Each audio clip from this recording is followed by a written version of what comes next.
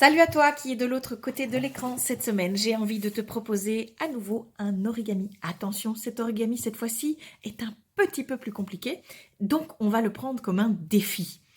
Cet origami, je te le présente, il s'agit de l'origami papillon. J'ai choisi ce papillon parce que j'adore les papillons et du coup, je le pratique assez souvent. Je l'utilise aussi pour décorer, je vais te montrer. J'utilise par exemple pour ceci. Je suis allée cueillir du muguet le 1er mai et j'y ai placé des papillons pour le décorer. Voilà, alors je vais te proposer de commencer. Je vais juste te rappeler que pendant la vidéo, si jamais je vais trop vite ou que l'explication va trop vite ou que tu veux revoir une partie de l'explication, il ne faut pas hésiter à faire pause ou à retourner en arrière dans l'explication. Alors, tu auras besoin d'une feuille carrée. En attendant que tu te prépares, je vais placer la caméra de façon à ce que tu puisses voir mes doigts. Alors, je la tourne déjà. Voilà. Et je vais la placer. Voilà. Encore un peu. Voilà. Hop. Très bien. Je crois que on est presque bon. Voilà. Alors, voici notre feuille de papier. Voilà. Il s'agit donc bien d'un carré. Pour rappel, un carré est une forme géométrique qui a 4 côtés les mêmes. Alors, je vais juste placer la lumière de façon, voilà, comme ceci. Alors, 4 côtés les mêmes, ainsi que 4 angles droits. Ok, ces angles-ci, on les appelle des angles droits. Alors, pour faire mon papillon, je vais d'abord choisir la couleur qui va se trouver à l'extérieur, celle qui sera visible.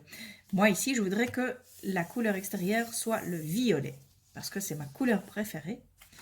Et ceci sera à l'intérieur. Donc je vais mettre ma couleur préférée face à la table, comme ceci. Voilà. Alors, la première chose que je vais faire, c'est de marquer les plis des diagonales. Que sont les diagonales? Je vais te montrer. Je vais aller placer cette pointe-ci, cet angle-ci, superposé à l'angle opposé. Voilà. Veille à bien superposer de façon à ce que ce soit exactement au-dessus. Je te rappelle qu'avec ton doigt, il faut glisser au milieu et puis tirer sur l'extérieur. Partir du milieu et tirer vers l'extérieur. Bien aplatir, bien marquer les plis. Si je rouvre, je vois effectivement que mon pli forme une ligne droite qui va d'un angle jusqu'à l'angle opposé. On va marquer la deuxième diagonale de ce carré. Même chose, je roule mon papier de façon à mettre l'angle exactement superposé sur l'angle opposé. Je glisse au milieu, je tire vers l'extérieur. Je glisse au milieu, je tire vers l'extérieur. Bien marquer le pli, je rouvre et j'ai marqué la deuxième diagonale d'un angle en ligne droite jusqu'à l'angle opposé. Tu vois que mon carré a 2 diagonales. Bien, maintenant nous allons faire le pli de ce qu'on appelle la médiane. Tu vas voir tout de suite ce qu'est la médiane. Donc je vais plier mon carré en deux en mettant mon angle droit du bas vers l'angle droit du haut, mon angle gauche du bas vers mon angle gauche du haut. Bien superposé. Voilà. Marquez le pli du milieu vers l'extérieur, du milieu vers l'extérieur. Bien. Quand je rouvre, je vois que j'ai marqué le pli d'une ligne qui part du milieu d'un côté du carré en ligne droite jusqu'au milieu du carré, du côté du carré qui est à l'opposé de mon côté initial. Voilà. Alors, je prends ma feuille dans l'autre sens et je vais rentrer le pli. Donc, la médiane, tu te souviens, c'est celle-ci. Voilà. Je vais rentrer, je vais faire un pli inversé. Ça veut dire que je vais le cacher à l'intérieur. Donc, je vais me servir des diagonales pour le rentrer à l'intérieur. Tu obtiens ceci. Voilà. Même chose de l'autre côté. Je le pousse à l'intérieur et je plie. Tu obtiens un triangle. Si j'ai été trop vite, n'hésite pas à faire une pause, à retourner en arrière et à revisionner cette partie-ci. Ok. Nous passons à l'étape suivante. Ok. Nous allons prendre l'angle qui est à gauche. Attention, il y en a deux. Il y en a en dessous, un au-dessus, seulement celui du dessus. Et je vais venir mettre ce côté le long de ce côté. Et la pointe dans la pointe. Voilà, bien superposé. Hop. Marquez le pli. Même chose avec l'autre côté. Voilà.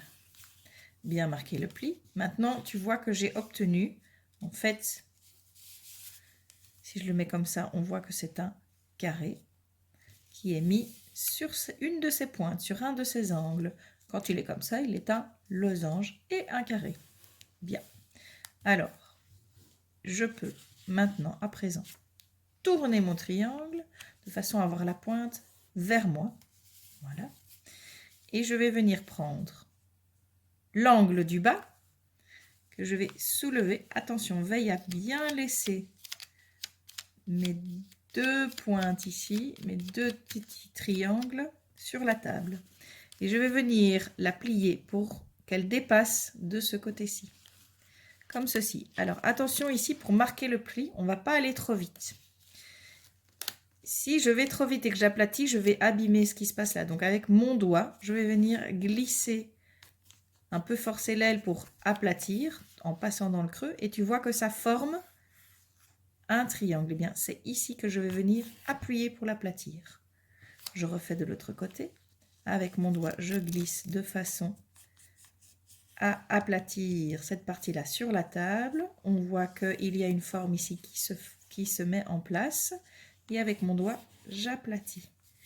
Je te montre de près ce qu'on a obtenu. On a obtenu un triangle et un deuxième triangle qui sont mis l'un à côté de l'autre. Et ça forme comme une petite flèche des deux côtés. Tu vois, un triangle à côté d'un triangle. Voilà. Une fois que j'ai fait ça, je tourne le futur papillon et je vais venir plier la pointe qui se trouve ici vers le bas. Voilà, pour la cacher à l'intérieur. Ok? Donc, pointe vers le bas, tout simplement, par au-dessus de tout. Ensuite, n'oublie pas, tu peux à tout moment faire une pause dans l'explication. Tu peux à tout moment retourner en arrière pour revoir un déplacement que tu n'aurais pas bien compris. Alors, une fois que je suis ici, je vais simplement plier mon papillon en deux, aile contre aile.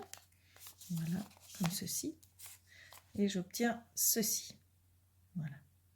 Et à présent, je vais tenir debout pour pouvoir déployer les ailes de mon papillon et je vais marquer le pli.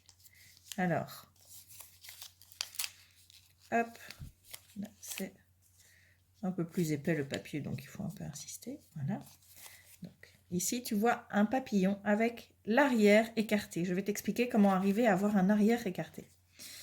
Si je mets mes doigts ici, c'est pour créer un pli en oblique sur le corps du papillon. Plus le pli est oblique, plus les ailes seront écartées. Donc si je mets encore plus, si j'accentue l'oblique du papillon, on va faire encore plus comme ceci. Voilà. Je vais mettre la même chose de l'autre côté si j'y arrive. Voilà.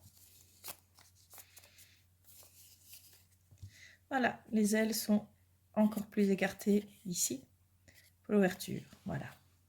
Essaye déjà de mettre le papillon en forme, comme un avion qu'on peut tenir, et tu y arriveras. Voilà, notre papillon est terminé. J'espère que ça t'a plu et que tu as réussi à le faire. N'hésite pas à en faire plein pour décorer ta maison ou ta chambre. D'ici la prochaine fois, je te souhaite le meilleur, je t'embrasse et à bientôt. Salut, salut!